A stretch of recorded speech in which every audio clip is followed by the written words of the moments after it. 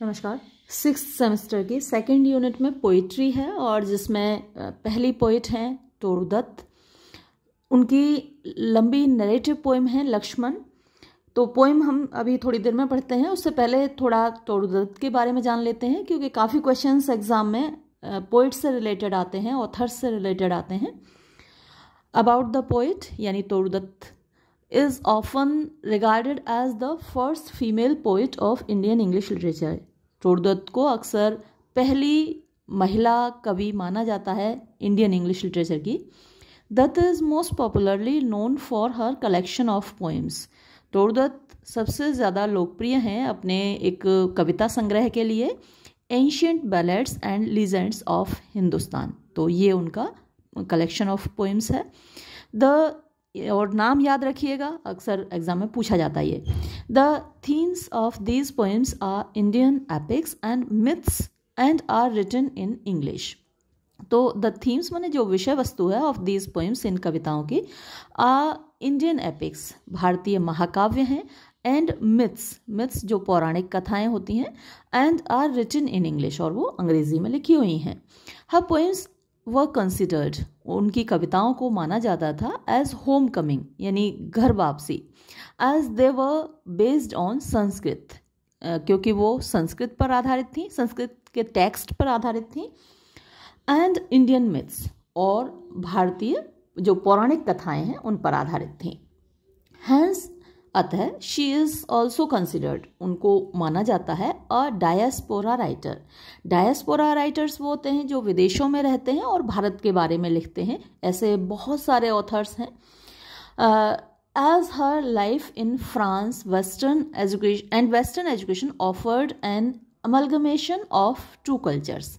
As her life जैसा कि उनकी जो जिंदगी है इन फ्रांस, जो उन्होंने फ्रांस में बिताई, एंड वेस्टर्न एजुकेशन और जो उनको पाश्चात्य शिक्षा प्राप्त हुई, ऑफर्ड एन अमलगमेशन मिश्रण होता है, तो उससे एक मिश्रण बना ऑफ टू कल्चर्स, दो संस्कृतियों का, यानी भारतीय संस्कृति और पाश्चात्य संस्कृति दोनों की ही शिक्षा उनको प्राप्त हुई। तो वो उनके जो वर्क्स हैं, उनकी जो पोएम्स हैं हम लोग पढ़ते हैं, उसमें दिखाई देता है। Toru Dutt was born in Rambagh Calcutta in 1856। तो डेट ऑफ बर्थ और डेट ऑफ डेथ दोनों इंपॉर्टेंट होती हैं, मैं बार बार आपको बताती हूँ, अक्सर एग्जाम में पूछ लिए जाते हैं।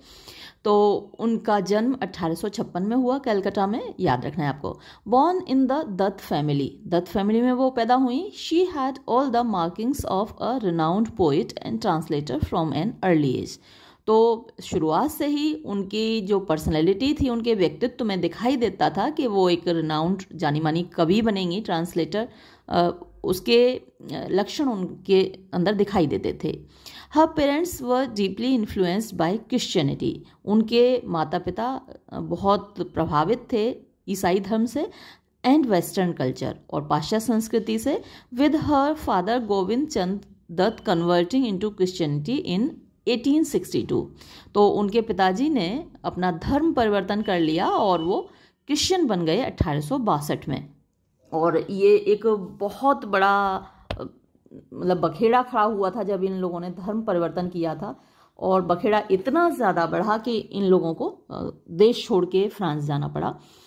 Dutt's early years were spent between Calcutta and Baghmari. तो इनके शुरुआत की जो वर्ष थे इनके जीवन के, वो कलकत्ता और बागमारी के बीच में, वेयर शी लर्न फ्रेंच, जहां उन्होंने फ्रांसीसी भाषा सीखी, बंगाली भाषा सीखी, एंड इंग्लिश और अंग्रेजी भाषा सीखी। Her mother also told her Indian epics and tales from an early age. उनकी माँ भी अक्सर उनको जो भारतीय एपिक्स हैं, महाकाव्य हैं, उनकी कहानियाँ सुनाती थीं और जो भारतीय पौराणिक कथाएं हैं वो सुनाती थीं। The family migrated to France soon after the death of their brother Abju in 1869। तो ये परिवार जल्दी ही फ्रांस चला गया जब इनके भाई की मृत्यु हो गई। In France the two sisters Toru and Aru. तो ये नाम याद रखने हैं आपको। ये दो बहनें थीं, टोरू और Aru. Received a western education. तो इन दोनों बहनों को पाश्चात्य शिक्षा मिली। Comprised of language, history, art and music, जिसमें शामिल था भाषा, इतिहास, कला और संगीत। Later they move to England, बाद में वो लोग इंग्लैंड गए, where Dutt studied at Cambridge, जहाँ टोरू दत्त ने कैम्ब्रिज यूनिवर्सिटी में पढ़ाई की। During her time at Cambridge University में रहने के दौरान she also expose to feminist like Anne Jemima Clough and Mary Martin, तो ये जो फेमिनिस्ट लोग हैं इनसे भी इनकी मुलाकात हुई, इनसे जान पहचान हुई कैम्ब्रिज यूनिवर्सिटी के दौरान। Her first publication was an essay on the French poet Leconte de Lisle, तो ये फ्रांसीसी पोइट हैं, उन पर एक ऐसे लिखा था, ये इनका पहला पब्लिकेशन था, पब्लिश्ड इन बंगाली मैगजीन, जो एक बंगाली पत्रिका में प्रकाशित हुआ। आफ्टर दैट, उसके बाद she wrote her first book, उन्होंने अपनी पहली किताब लिखी, the diary of Mademoiselle d'Arvers, इस नाम से, which was illustrated by her elder sister Aru, और उसका इलस्ट्रेशन किया था उनकी बड़ी बहन आरू ने, एंड पब्लिश्ड इन 1881, और ये 1881 में प्रकाशित हुई। She also wrote a sheaf gleaned in French fields, ये इनका सबसे ज़्यादा पॉपुलर वर्क है और अक्सर एग्जाम में मल्टीपल चॉइस क्वेश्चंस में पूछा भी जाता है कि ये किसने लिखा है। तो ये उनका एक कलेक्शन है। शीफ जो होता है वो अनाज का गट्ठर होता है, और ग्लीन माने जो बटोरना, चुनना, और फ्रेंच फील्ड्स यानी फ्रांसीसी खेतों से, तो फ्रांसीसी खेतों से चुना गया अनाज का गट्ठर। तो जाहिर सी बात है कि इसमें फ्रेंच ट्रांसलेशंस का ये कलेक्शन है, यानी फ्रांसीसी भाषा के वर्क्स का एक ट्रांसलेशन है। यहाँ इन्होंने इनकी डेट ऑफ डेथ नहीं बताई, चलिए मैं कहीं दूसरी बुक से देखती हूँ। ये एक दूसरी जगह छोटा सा एक ब्रीफ इंट्रोडक्शन इनका दिया हुआ है, चलिए इसको देख लेते हैं। तो ये इनकी डेट ऑफ बर्थ और डेथ यहाँ दे रखी हैं, ये ज़रूर नोट कर लीजिएगा। 1856 डेट ऑफ बर्थ, ये जो ईयर ऑफ बर्थ, और 1877 ये ईयर ऑफ डेथ है उनका। तो वॉज बॉर्न इन कलकत्ता, ये आप पढ़ ही चुके हैं। She was 6 years old when her father, the poet Govind Chandra Dutt, along with other members of his family converted to Christianity, तो जब वो 6 साल की थी तभी उनके पिताजी ने अपने परिवार के कई सदस्यों के साथ अपना धर्म परिवर्तन कर लिया था और वो क्रिश्चियन बन गए थे।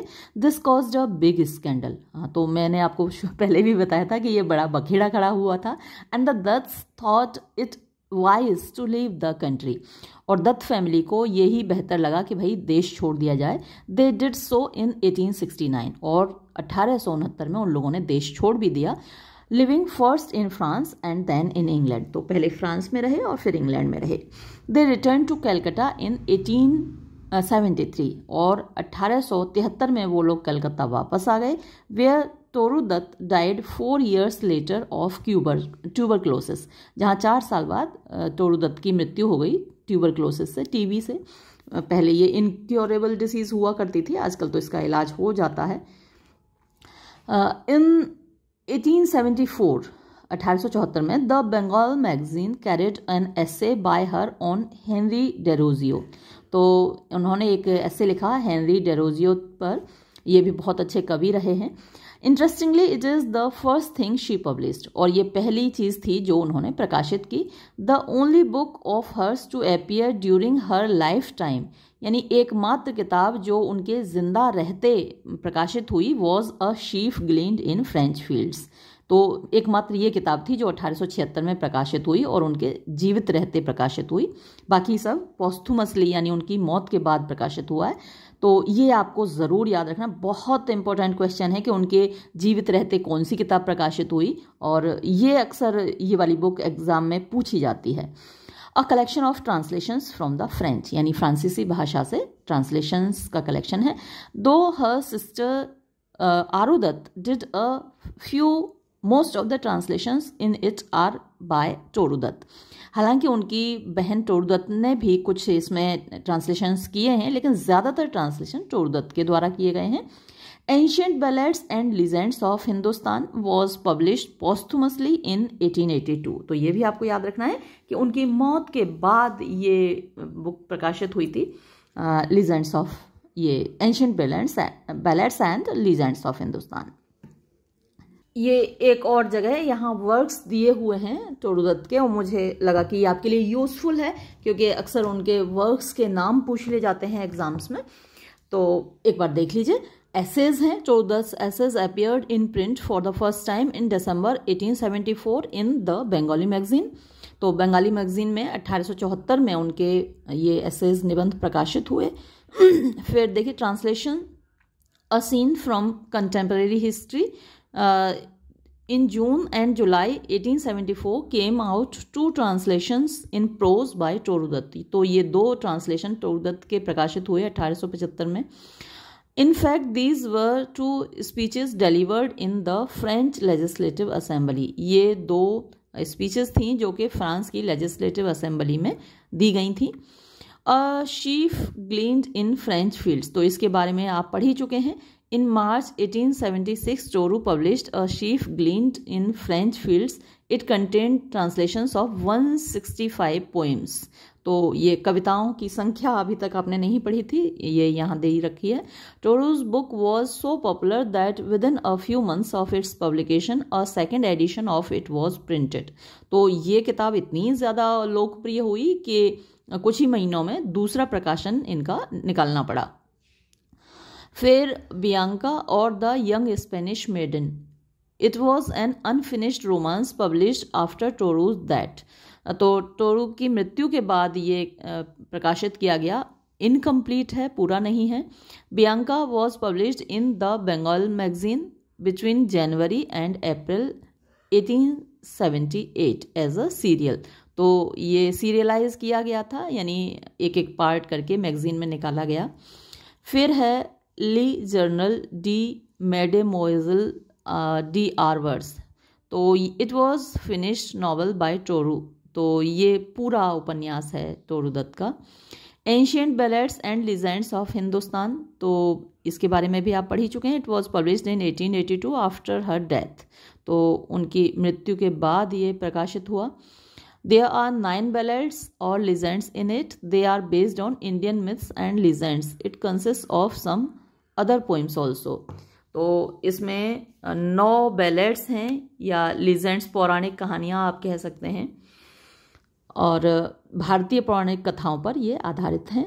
सावित्री, अच्छा ये जो इसमें शामिल हैं वो उन कविताओं के नाम हैं और ये आप ज़रूर पढ़ लीजिए। Savitri deals with the immortal legend of Satyavan's death and his wife Savitri success in getting back his soul. तो सत्यवान सावित्री के बारे में आप जानते ही हैं कि किस तरीके से उसके पति की मृत्यु हो गई और यमराज से उसने कहा कि भाई प्राण तो मेरे पति के ले जा रहे हो, मुझे कोई, मैं ऐसे तो नहीं ले जाने दूंगी, आप मुझे कुछ वरदान दीजिए। तो उन्होंने कहा कि ठीक है, तुम 3 वरदान मांग लो। तो अब सावित्री ने कहा कि पहला वरदान तो ये दीजिए कि मेरे पति के माता पिता अंधे हैं, सत्यवान के माता पिता अंधे थे, कि उनकी आंखें ठीक हो जाएं। तो उन्होंने कहा, यमराज ने, ठीक है भाई, ठीक हो जाएंगी। फिर दूसरा वरदान मुझे ये दीजिए कि उनको अपना राज्य वापस मिल जाए। तो ये वरदान भी दे दिया यमराज ने कि ठीक है, तुम्हारे सास ससुर को उनका राज्य वापस मिल जाएगा। फिर तीसरा वरदान सावित्री ने कहा, मुझे एक पुत्र चाहिए। तो उन्होंने कहा ठीक है, पुत्र मिल जाएगा, हो जाएगा। अब फंस गए यमराज ये वरदान देके। उन्होंने कहा कि अच्छा, मतलब आप मुझे पुत्रवती होने का वरदान देकर जा रहे हैं और मेरे पति के प्राण लिए जा रहे हैं, तो दुनिया मेरे बारे में क्या कहेगी, है ना। मेरे ऊपर तो प्रश्न चिन्ह लगेंगे अगर पति नहीं होगा और पुत्र होगा। तो अब यमराज फंस गए और उनको सत्यवान के प्राण वापस लौटाने पड़े। तो ये एक बड़ी लोकप्रिय कहानी है, हम लोग बचपन से सुनते आए हैं सावित्री के बारे में। तो ये कहानी इन्होंने पोइम के रूप में यहाँ वर्णन किया है। लक्ष्मण को आप जानते ही हैं, सीता जी के देवर थे, और जब सीता जी ने ज़बरदस्ती भेजा, ये अच्छा ये तो आपके सिलेबस में है ही, ये हम पढ़ेंगे ही इस पोइम को। तो deals with the famous episode of the drawing of the Lakshman Rekha for the safety of Sita. तो सीता ज़बरदस्ती भेज देती हैं जब लक्ष्मण जी को राम की सहायता के लिए, तो वो एक लक्ष्मण रेखा खींच कर जाते हैं कि भाई इससे बाहर नहीं निकलना। और लक्ष्मण रेखा अपने आप में एक ऐसी सीमा रेखा बन गई है, और कहा भी जाता है कि भाई लक्ष्मण रेखा पार मत करना, इसके बाहर जाओगे तो आपके लिए खतरा है। तो एक सुरक्षा चक्र के रूप में लक्ष्मण रेखा जानी जाती है। फिर जोगाध्या Uma deals with an original legend in which the goddess appears as the daughter of the priest at the temple of खिरोग्राम। तो ये भी एक पौराणिक कथा है जिस पर ये कविता आधारित है। The royal ascetic and the hind deals with the sacrifice of Bharat who rules on behalf of Ram and worships Ram slippers. तो राम की खड़ाऊं सिंहासन पर रखकर भैया भरत ने राज किया था राम की जगह पर, तो उस से रिलेटेड है ये कविता। फिर ध्रुव की कहानी आप जानते हैं, deals with the spiritual sublimation of the child that enables him to shine for ever in the sky as the Dhruva tara. तो जो ध्रुव के पिताजी थे उनकी 2 शादियां हुई थी, तो जो ध्रुव की माँ थी वो बड़ी थी और जो छोटी रानी थी वो डोमिनेंट थी।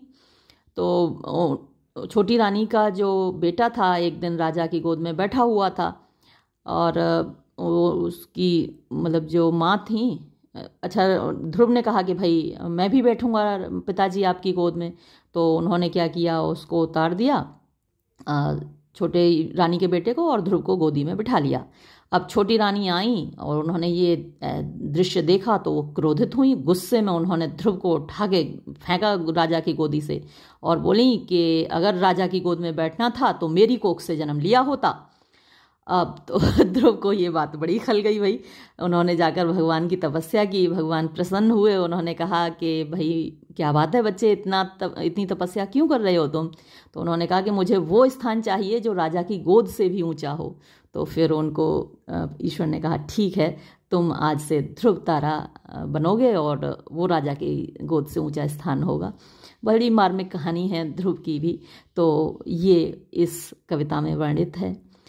बट्टू deals with the famous legend of Eklavya who surprises Arjun in archery. Eklavya को आप जानते ही हैं, उनके दाहिने हाथ का अंगूठा द्रोणाचार्य जी ने मांग लिया था और वो भी एक मार्मिक कहानी है और वो इस कविता में दी गई है।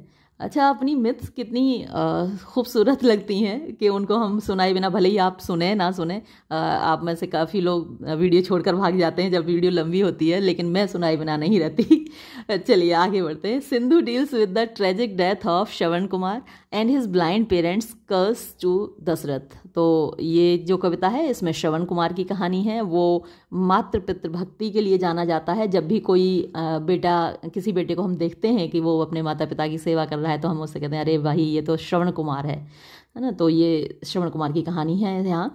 Prahlad deals with the devotee child who is saved by lord Vishnu as Narasimha Bhagwan by killing the cruel king and Prahlad's father Hiranyakashyap. तो ये प्रहलाद और हिरण्य कश्यप की कहानी है। सीता, ये बहुत छोटी सी कविता है और may be called be unfinished. तो ये छोटी सी कविता है और इसको अनफिनिश्ड कहा जा सकता है। Had Toru lived a bit longer she might have developed it. तो अगर टोरू कुछ दिन और जिंदा रही होती तो उन्होंने इस कविता को आगे विकसित किया होता और लंबा किया होता। It accounts for Sita's grief in Valmiki's hermitage. तो वाल्मीकि कुटिया में जब वो रहती हैं, उनको निकाल दिया जाता है, वो प्रेग्नेंट थी, तब उनको भगवान राम वन में भेज देते हैं और जो वहाँ जीवन बिताती हैं उससे रिलेटेड है। Besides, there are 7 other poems also. The most popular among them are the Lotus and R. Casuarina Tree. ये बहुत फेमस कविताएं हैं और अक्सर इनके बारे में भी एग्जाम में क्वेश्चन पूछ लिया जाता है कि the poem R. Casuarina Tree is written by, composed by, इस तरीके से क्वेश्चन कई बार आता है। फिर लास्ट में देखिए letters. Toru's letters were published in 1921 under the title the life and letters of Toru Dutt. तो उनके खत भी प्रकाशित हुए 1921 में इस टाइटल से। Toru had written 53 letters only to her British friend named Mary Martin. तो अपनी एक ब्रिटिश फ्रेंड को, अंग्रेज मित्र को उन्होंने खत लिखे थे जिसका नाम मैरी मार्टिन था और 53 लेटर्स हैं जो कि प्रकाशित हुए यहाँ पर। थोड़ा पोएम के बारे में जान लेते हैं। अबाउट द पोएम, कविता के बारे में। Lakshman is a narrative poem in the form of dialogue between Ram and Sita. तो लक्ष्मण एक नरेटिव माने वर्णनात्मक कविता है और एक डायलॉग की फॉर्म में, डायलॉग में संवाद, राम और सीता के बीच में संवाद है। The poem occurs in her poetic anthology ancient ballads and legends of Hindustan published in 1882। ये जो कविता है प्रकाशित हुई थी उनकी जो कलेक्शन है जिसका नाम है ancient ballads and legends of Hindustan 1882 में। द पोएम रिटेल्स, ये कविता फिर से सुनाती है अ पर्टिकुलर एपिसोड, एक खास किस्सा from the epic the Ramayana. Ramayana जो महाकाव्य है उसकी एक छोटी सी कहानी है और उसकी एक छोटी सी घटना है जो इस कविता में सुनाई गई है।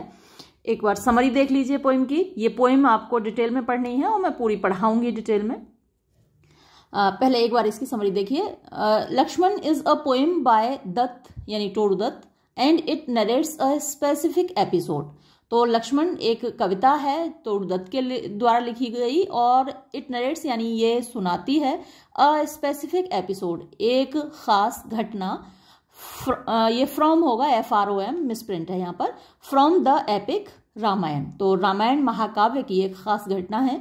Ram has been exiled by his father Dashrath. Ram को वनवास दे दिया गया है उनके पिता दशरथ के द्वारा at the request of his mother Kaikeyi, उनकी माँ कैकेयी की रिक्वेस्ट पर। He is accompanied in his exile, तो उनके वनवास में उनके साथ जाते हैं कौन? With his brother Lakshman and wife Sita, उनके भाई लक्ष्मण और उनकी पत्नी सीता। ड्यूरिंग देयर एग्जाइल, अपने वनवास के दौरान, दे लिव, वो रहते हैं इन दंडिका फॉरेस्ट, यानी दंडक वन में वो लोग रहते हैं। इट इज हियर, यहाँ ऐसा होता है, दैट सुपर्णखा, इससे आप परिचित हैं, द डेमन किंग रावण's सिस्टर, राक्षस राजा रावण की बहन, इज अट्रैक्टेड टू लक्ष्मण's ब्यूटी, वो राम और लक्ष्मण दोनों की ही ब्यूटी को देखकर आकर्षित होती है। And proposes marriage to him, और वो लक्ष्मण से कहती है कि मुझसे शादी कर लो। लक्ष्मण रिफ्यूजेस हर, लक्ष्मण उससे इनकार कर देते हैं, as he is already married, क्योंकि वो पहले से ही शादीशुदा हैं। And has vowed his life in service to his older brother, वैसे एल्डर ब्रदर आना चाहिए, एंड हिज वाइफ, और लक्ष्मण ने कसम खाई है कि वो अपने बड़े भाई और भाभी की सेवा में अपना जीवन व्यतीत करेंगे। सुपर्णखा इज एंग्री, सुपर्णखा नाराज हो जाती है, बियॉन्ड रीजन यानी तर्कहीन तरीके से, and tries to attack Sita, और सीता पर आक्रमण करने की कोशिश करती है। Lakshman then attacks her and cuts off her nose, Lakshman उसकी नाक काट लेते हैं। The hurt Surpanakha now complains to her brother Ravan, और चोट खाई हुई सुपर्णखा, घायल सुपर्णखा अपने भाई रावण से शिकायत करती है। Who decides to investigate for himself, जो ये निश्चय करता है कि वो खुद वहां जाएगा और खुद जाकर देखेगा।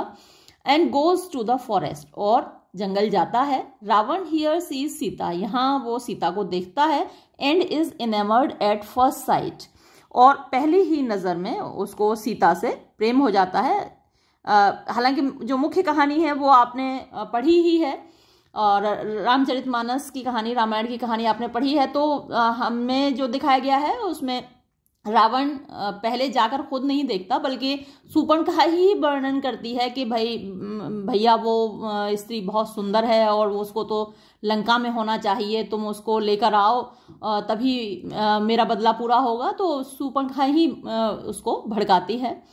खैर, तो जब देखता है रावण सीता को तो उसे बहुत प्रेम हो जाता है और वो उस सीता को किडनैप करने की ठान लेता है। ही एंट्रस मारीची, तो उसके मामा है मारीच, उसको वो अपने विश्वास में लेता है। अ शेप शिफ्टिंग डेमन, तो मारीच की क्या खासियत है कि वो अपना रूप बदल सकता है। शेप शिफ्टिंग मतलब वो रूप बदल सकता है, ऐसा राक्षस है। With the task of luring Ram away, और ये टास्क देता है रावण मारीच को कि तुम जाकर राम को अपने पीछे भगा ले जाओ। While he could snatch Sita, ताकि वो सीता का अपहरण कर सके। Marich takes on the guise of a golden deer, तो मामा मारीच एक गोल्डन डियर यानी सोने के हिरन का रूप ले लेता है। एंड टेम्प्ट सीता, और सीता को आकर्षित करता है। सीता इज सो एनरैप्चर्ड, सीता इतनी मंत्रमुग्ध हो जाती हैं बाय द मस्क यानी उस हिरन के द्वारा, that she request Ram to bring the deer, कि वो राम से रिक्वेस्ट करती हैं कि ये हिरन मेरे लिए लेकर आओ। वैसे तो मस्क डियर अलग होता है, कस्तूरी मृग बोलते हैं उसको, और मस्क मीन्स भी कस्तूरी होता है, तो ये कस्तूरी मृग नहीं है। तो सीता जो मंत्रमुग्ध होती हैं उसकी मृग चर्म से मंत्रमुग्ध होती हैं, यानी जो उसके गोल्डन हेयर देखती हैं वो उससे मंत्रमुग्ध होती हैं। तो यहाँ मस्क तो सही शब्द नहीं है। खैर जो भी है, आप यहाँ मस्क की जगह गोल्डन हेयर कर सकते हैं, गोल्डन स्किन कर सकते हैं।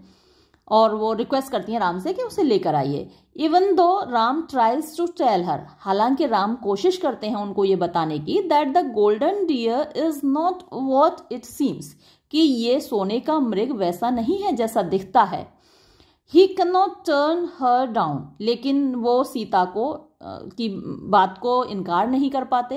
And soon pursues the deer deep into the jungle, और जल्दी ही वो हिरन का पीछा करते हुए घने जंगल में चले जाते हैं। Marich is finally killed by Ram, Marich को अंततः मार दिया जाता है राम के द्वारा। बट बिफोर डाइंग, लेकिन मरने से पहले ही क्राइज, वो चिल्लाता है। एंड इमिटेट्स राम्स वॉइस, और राम की आवाज की नकल करता है, राम की आवाज में चिल्लाता है, हाय लक्ष्मण ऐसे करके।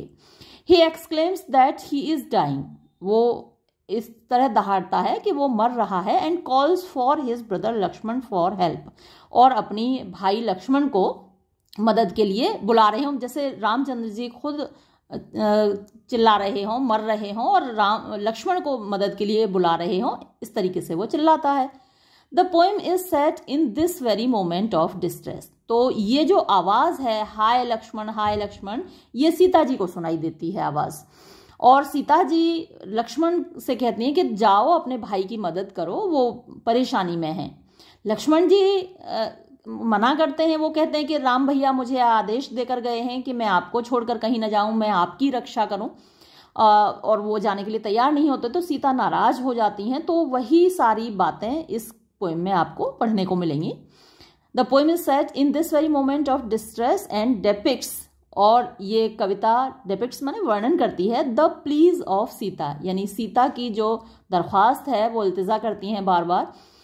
Who exhorts Lakshman to go to his brother's help, जो लक्ष्मण को मजबूर करती हैं कि जाओ अपने भाई की मदद करो। तो लक्ष्मण बहुत इनकार करते हैं, बहुत समझाते हैं, लेकिन सीता नहीं मानती, नाराज हो जाती हैं। तो लक्ष्मण फिर एक लक्ष्मण रेखा खींच कर जाते हैं उनकी सुरक्षा के लिए। तो वही सब आप इस पोएम में पढ़ेंगे। अब कुछ क्वेश्चंस देख लीजिए। पहला question, discuss the theme of religion in the poetry of Toru Dutt with special reference to Lakshman, यानी टोरूदत्त की कविताओं में जो विषय वस्तु है धर्म की, उसको डिस्कस कीजिए, और ख़ास एग्जाम्पल आपको जो देना है लक्ष्मण पोइम से देना है जो आपके सिलेबस में है। Toru Dutt has a fascination with religion, तो टोरूदत्त धर्म के प्रति आकर्षित रही हैं। With interaction of the personal with the divine, यानी आत्मा और परमात्मा के बीच में जो इंटरेक्शन होता है, पारस्परिक एक संबंध होता है। And the more established religions, और एक तो व्यक्तिगत धर्म है और दूसरे जो एस्टेब्लिश्ड धर्म है, स्थापित धर्म है, उनका वर्णन उन्होंने अपनी कविताओं में किया है। हर फैमिलीज कन्वर्जन टू क्रिश्चियनिटी, उनके परिवार ने धर्म परिवर्तित किया और वो ईसाई धर्म से अंगीकार किया उन्होंने। And her exposure to European religions, और जब वो जाकर फ्रांस में रहीं और इंग्लैंड में रहीं तो यूरोपीय धर्मों को उन्होंने देखा, उनके संपर्क में आई। एब्रॉड माने विदेशों में। हैड अ ह्यूज इम्पैक्ट, मतलब विशेष प्रभाव पड़ा ऑन हर पोइट्री, उनकी कविताओं पर, एज वेल माने भी। एंशियंट इंडिया, प्राचीन Bharat, and it's Hindu traditions, और उसकी हिंदू परंपराएं, हैव रिसीव्ड एडिशनल अटेंशन, उनको अधिकतर ध्यान मिला है। इन हर ओरिजिनल वर्क्स, उनके मौलिक रचनाओं में। In poems like Sita, Lakshman and Buttoo, Dutt seeks to play with existing religions and stories, तो इस तरीके की धार्मिक कविताओं में टोरूदत्त ने कोशिश की है जो एग्जिस्टिंग रिलीजन्स हैं, यानी वर्तमान धर्म हैं, और उनकी कहानियों को बताने की। मेंटेनिंग देयर एसेंस, जो कहानियों की मौलिकता है उसको उन्होंने बनाए रखने की कोशिश की है। While also opening them up to more personal and individual understanding, और साथ ही उन्होंने इन कहानियों को जनता के सामने, पाठकों के सामने लाई हैं ताकि व्यक्तिगत रूप से लोग उनको समझ सकें। An example of this could be found in Lakshman, और इसका एक उदाहरण लक्ष्मण कविता में देखा जा सकता है। Where the poet expends on the dialogue, जहाँ कवित्री टोरूदत्त संवाद को दिखाती हैं between Sita and her brother in law, Sita और उनके देवर के बीच में, जिनका नाम लक्ष्मण है। मोस्ट नोटेबली, और सबसे ज़्यादा ध्यान देने वाली बात है, एस्टेब्लिश्ड रिलीजन, यानी जो स्थापित धर्म है, and its connection to the individual, और व्यक्ति के साथ जो उसका संबंध है, इज एक्सप्लोर्ड, उसको दिखाया गया है, उसकी खोज की गई है, उसको प्रस्तुत किया गया है। ऑल्सो इन सीता, सीता में भी। Where she links her own mother, जहाँ वो खुद की माँ का संबंध जोड़ती हैं, to the abandoned central figure, जो अबेंडन्ड यानी त्यागी गई सेंट्रल फिगर है। सीता एक दूसरी पोइम है, आपके सिलेबस में नहीं है, छोटी सी पोइम है। तो जैसे सीता का परित्याग कर दिया गया था, तो उनसे अपनी माँ का संबंध वो जोड़ती हैं। And relates the myth to her own childhood, और उस पौराणिक कथा को अपने बचपन के साथ जोड़कर दिखाती हैं। नेक्स्ट क्वेश्चन देखिए, discuss the theme of Lakshman's helplessness in the poem, यानी लक्ष्मण कितने हेल्पलेस हैं, कितने बेचारे हो जाते हैं, कितने असहाय हो जाते हैं इस कविता में, वो विषय वस्तु बताइए। तो जब आप पूरी कविता पढ़ेंगे तब आप देखेंगे कि सीता कितना कितना कड़वा बोलती हैं उनको, और वो बेचारे कितने असहाय हो जाते हैं सीता के सामने, उनकी जिद के सामने। काफ़ी जगहों पर हालांकि हम सीता माता का बहुत आदर करते हैं, वो हमारे लिए पूजनीय हैं, लेकिन कई बार हम, क्योंकि वो एक मानवीय रूप में प्रस्तुत किए गए हैं, सभी कैरेक्टर्स मानवीय रूप में प्रस्तुत किए गए हैं, तो जो एक मानवीय जिद होती है वो हमें सीता माता में दो जगह देखने को मिली। जब उन्होंने राम को फोर्स किया कि जाओ और इस मृग को मार कर लाओ, जबकि राम नहीं जाना चाहते थे, उन्होंने समझाया भी, लेकिन वो कोई बात मानने को तैयार ही नहीं हुई, और उन्होंने हट की, उनकी हट के सामने रामचंद्र जी को झुकना पड़ा और वो गए। फिर जब लक्ष्मण जी को फिर उन्होंने जिद की और उसी तरीके से हट किया, जैसे पहले राम के सामने हट किया था, तो यहाँ भी लक्ष्मण जी को मजबूर होकर जाना पड़ा, उनकी जिद के सामने झुकना पड़ा। तो माता सीता की ये जिद है जो उनके लिए घातक सिद्ध हुई आगे चलकर। चलिए हम यहाँ इस प्रश्न का जवाब देखते हैं। Lakshman is a great example of duty, Lakshman एक महान उदाहरण है कर्तव्य परायणता का, दोनों ही तरीके से। इन द मिथिकल टेक्स्ट, यानी जो पौराणिक कथा है उसमें भी, एंड द पोएम, और इस कविता में भी।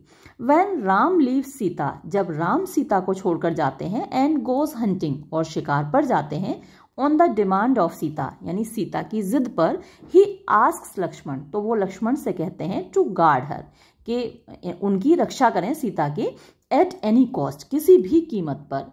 It is during Ram's absence, Ram की अनुपस्थिति में ये होता है, that Sita hears a cry, कि सीता को एक चीख सुनाई देती है, and believes it to be her husband's cry for help, और वो विश्वास करती हैं कि ये उनके पति की पुकार है जो कि मदद के लिए पुकार रहे हैं। She asks Lakshman to go to his aid, वो लक्ष्मण से कहती हैं कि जाओ मेरे पति की मदद के लिए जाओ, अपने भाई की मदद के लिए जाओ। वाइल ही डिनाइज, और लक्ष्मण मना करते हैं, एंड रिमाइंड्स हर, और उनको याद दिलाते हैं, दैट हिज, कि उनके ब्रदर भाई can not be easily defeated, उनको आसानी से नहीं हराया जा सकता, और किल्ड, और नहीं मारा जा सकता है। It could be a mistake, ये एक गलती हो सकती है। एट दिस टाइम, इस समय, Sita become so angry, Sita इतनी नाराज हो जाती हैं, दैट शी टॉन्ट्स हिम, कि वो उनका मजाक बनाती हैं, फॉर बीइंग अ कावर्ड, कि तुम तो डरपोक हो। सीताज बिटर रिमार्क्स, सीता की कड़वी टिप्पणियां लीव लक्ष्मण हेल्पलेस, लक्ष्मण को असहाय कर देती हैं, एंड इनडिसिसिव, और वो कोई निर्णय नहीं ले पाते।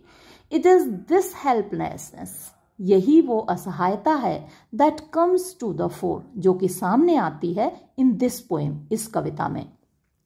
आपको बहुत अच्छी लगेगी कविता, अभी हम पढ़ेंगे, अगले वीडियो में करेंगे, ये वीडियो तो बहुत लंबा हो जाएगा अगर इसी में हम करेंगे तो। फिर नेक्स्ट क्वेश्चन देखिए, ये जवाब आप चाहें तो और लंबे कर सकते हैं, एग्जाम्पल्स आप कोटेशंस इसमें डाल सकते हैं, अभी पोएम पढ़ेंगे तो उसमें से आप कोटेशंस ले लीजिएगा अगर आप रट सकें, याद कर सकें तो। तीसरा क्वेश्चन है, discuss Lakshman as a narrative poem, तो लक्ष्मण को एक नरेटिव पोएम के बारे में की तरह डिस्कस कीजिए, यानी किस प्रकार की ये कविता है। Lakshman is a narrative poem, तो लक्ष्मण एक वर्णनात्मक कविता है, सिमिलर टू अ बैलेड, एक बैलेड की तरह, विच नरेट्स, जो कि वर्णन करती है, the exploits and heroism of the central character Ram, यानी जो राम है, मुख्य पात्र हैं, उनकी वीरता, उनकी बहादुरी और उनके क्रियाकलापों का वर्णन करती है, इन हिज एब्सेंस, उनकी अनुपस्थिति में। तो इस पूरी कविता में राम है नहीं, उपस्थित नहीं है, लेकिन उनकी अनुपस्थिति में ही उनके शौर्य की गाथा सुनाई जाती है, वर्णन किया जाता है। The poem proceeds in the form of a narrative dialogue, ये कविता आगे बढ़ती है एक वर्णनात्मक डायलॉग के रूप में, एक संवाद के रूप में, between the two remaining characters, यानी दो बचे हुए जो पात्र हैं, लक्ष्मण और सीता, उन दोनों के बीच में संवाद है।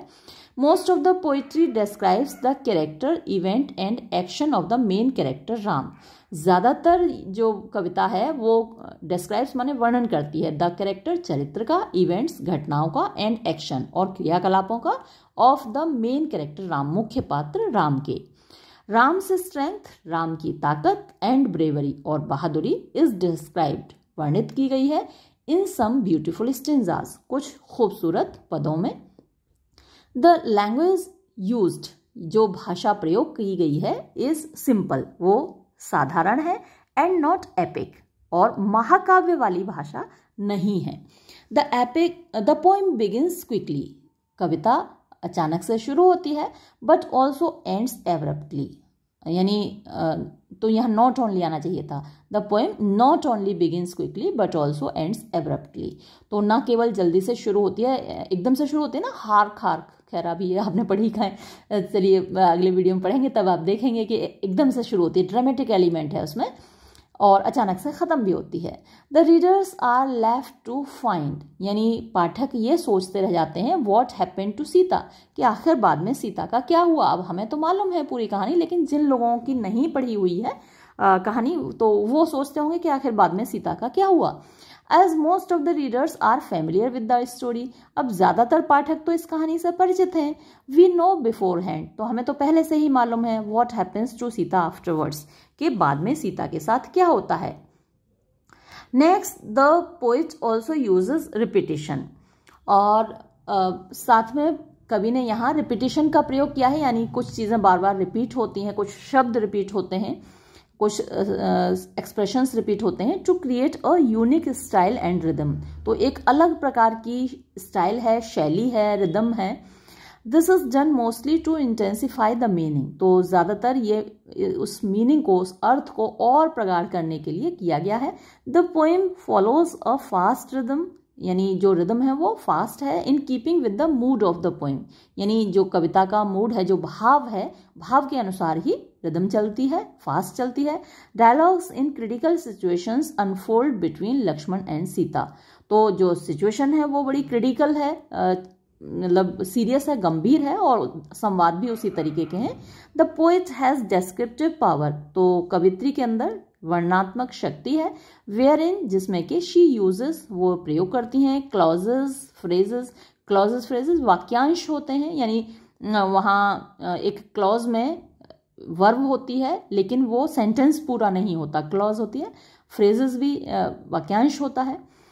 टू बिल्ड द एटमॉस्फियर, यानी इस तरीके से एटमॉस्फियर तैयार किया गया है। Because of this the poem has the power of evocation, because of this, इसकी वजह से the poem has the power, इस कविता में शक्ति है ऑफ इवोकेशन। इवोकेशन होता है हमारी भावनाओं को जागृत करने की। जब हम इस पोएम को पढ़ते हैं तो हम भी भावनाओं से भर जाते हैं। अब कुछ ऑब्जेक्टिव टाइप क्वेश्चंस देख लीजिए।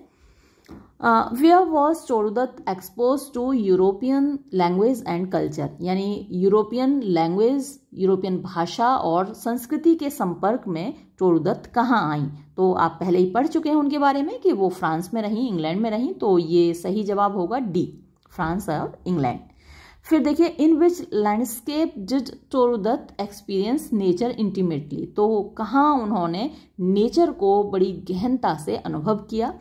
तो जो 4 ऑप्शंस दिए हुए हैं इनमें से बी ऑप्शन है the garden home in India and the pastoral landscapes of England. फिर देखिए third question, what was the only work of Toru Dutt which was published in her lifetime? तो ये बहुत इंपॉर्टेंट सवाल है कि उनके जीवन काल में कौन सा वर्क पब्लिश हुआ था। अच्छा, इस यहाँ जो क्वेश्चंस हैं MCQs, इनमें उनके शायद डेट ऑफ बर्थ और डेथ की ईयर्स पे क्वेश्चन नहीं दिए हुए हैं, वो मैं आपको शुरू में ही बता चुकी हूँ कि अक्सर पूछ लिए जाते हैं, तो वो भी याद रखिएगा। तो उनके लाइफ टाइम में जो प्रकाशित हुई उनकी रचना वो अ sheaf gleaned in French fields, ये पहले भी आप पढ़ चुके हैं मेरे साथ। फिर देखिए, which English critic gave favourable reviews of Dutt's work and made it popular? तो वो कौन से अंग्रेजी समालोचक थे जिन्होंने दत्त की रचनाओं के बड़े अनुकूल रिव्यू दिए और उनकी रचनाओं को पॉपुलर बनाया, लोकप्रिय बनाया? तो वो एडमंड गॉस थे। नेक्स्ट क्वेश्चन देखिए, which poem of Dutt inspired her biographer to investigate her life? तो वो कौन सी कविता थी टोरुदत्त की जिसने इंस्पायर किया, जिसने प्रेरित किया उनके बायोग्राफर को, यानी उनकी जीवनी लिखने वाले व्यक्ति को, कि वो उनकी लाइफ के बारे में उन्होंने इन्वेस्टिगेट किया? तो उनकी बहुत फेमस पोएम है आर कैसरिना ट्री। मैंने कई बार कोशिश की इसको पढ़ाने की, लेकिन टाइम ही नहीं निकाल पाई। बहुत प्यारी पोएम है, कभी पढ़ाऊंगी जैसे ही वक्त मिलेगा। फिर देखिए 6th question, which of the following authors were Toru Dutt's favourite authors? तो इनमें से कौन से ऑथर्स टोरुदत्त के फेवरेट ऑथर्स थे? तो विक्टर ह्यूगो और बरेंजर, ये दोनों ही फ्रेंच हैं, फ्रेंच ऑथर हैं। और नेक्स्ट क्वेश्चन देखिए, who is responsible for compiling Dutt's autobiography life and letters of Toru Dutt? तो किसने उनकी ऑटोबायोग्राफी के रूप में कंपाइल किया है उनकी लाइफ और उनके लेटर्स को? तो हरिहर दास ने किया है ये काम। फिर आगे देखिए question number 8th, what was the first published work of Toru Dutt? तो टोरुदत्त का पहला published work essays on Henry Derozio and Leconte de Lisle. फिर देखिए 9th question, what were the major languages in which Toru Dutt wrote? तो यहाँ बुक में तो आंसर बी दिया हुआ है, लेकिन बी के हिसाब से बंगाली और फ्रेंच हुआ, जबकि हम तो उनकी इतनी सारी रचनाएं इंग्लिश में पढ़ रहे हैं। तो ये बुक का आंसर मुझे एकदम गलत ही लगा, तो मैंने इसको मार्क नहीं किया। और मेरे हिसाब से जो आना चाहिए इन 4 ऑप्शंस में से सही ऑप्शन सी होना चाहिए। ज़्यादातर उनकी रचनाएं इंग्लिश और फ्रेंच में लिखी गई हैं, तो बुक्स में कई बार गलतियां हो जाती हैं, तो यहाँ जवाब इंग्लिश और फ्रेंच रहेगा। फिर देखिए question number 10, which of the following is not a poem written और ट्रांसलेटेड बाय टोरुदत्त? तो इनमें से कौन सी कविता टोरुदत्त की नहीं है, ना उनके द्वारा लिखी गई है, ना उनके द्वारा ट्रांसलेटेड है? तो इसमें नाइट ऑफ द स्कॉर्पियन, और नाइट ऑफ द स्कॉर्पियन किसकी है ये भी आपको जानना जरूरी है। ये नसीम एज़ेकिएल की पोएम है, बहुत प्यारी सी पोएम है, मैंने अपलोड भी की है आपके लिए। फिर देखिए 11th question, which Indian sources are the source for Dutt's ancient ballads? तो दत्त की जो एंशियंट बैलेड्स हैं वो किन पर आधारित हैं, यानी उनका स्रोत क्या है? तो उनका स्रोत the Mahabharata, the Ramayana and the Purana. तो रामायण, महाभारत और पुराणों पर आधारित हैं। फिर लास्ट क्वेश्चन देखिए, what is Dutt's most significant change in the scene described in Lakshman? तो लक्ष्मण कविता में कौन सा जो सीन है सबसे ज़्यादा सिग्निफिकेंट है, सिग्निफिकेंट चेंज जिसमें दिखाया जाता है, परिवर्तन जिसमें दिखाया जाता है, तो ये आपको आंसर तब समझ में आएगा जब आप कविता पढ़ेंगे। तो ये क्रिटिकल क्वेश्चंस कहलाते हैं। इस तरीके के क्वेश्चंस, इनका जवाब आप तभी दे सकते हैं जब आपने पोइम पढ़ी हो। तो कई बार ऐसे क्वेश्चंस एग्जाम में आते हैं, इसलिए पोइम ज़रूर पढ़ लीजिएगा और मैं वीडियो अपलोड करूँगी पोइम पर, उसे ज़रूर देख लीजिएगा। तो यहाँ जो आंसर भी दिया हुआ है B, Dutt compares Lakshman to a dull cloud. तो ये आप तभी देखेंगे, वहाँ पर टोरूदत्त कहती हैं कि जब सूरज चमकता है तो उसी से बादल चमकता है, यानी सूरज नहीं है तो जो बादल है बड़ा डल दिखता है, मतलब उसमें कोई चमक नहीं होती। बादल आप जानते ही हैं उसमें तो कोई चमक होती नहीं, सूरज की किरणें उस पर पड़ती हैं तो वो चमकता है। तो लक्ष्मण की तुलना वो डल क्लाउड से करती हैं और राम की तुलना सूरज से करती हैं। तो ये सिचुएशन आप तभी समझ में आएगी जब आप पोएम को पढ़ेंगे। ठीक है, आज की वीडियो में इतना ही हम करेंगे और अगला जो वीडियो होगा उसमें पूरी पोएम हम पढ़ेंगे। तब तक के लिए धन्यवाद।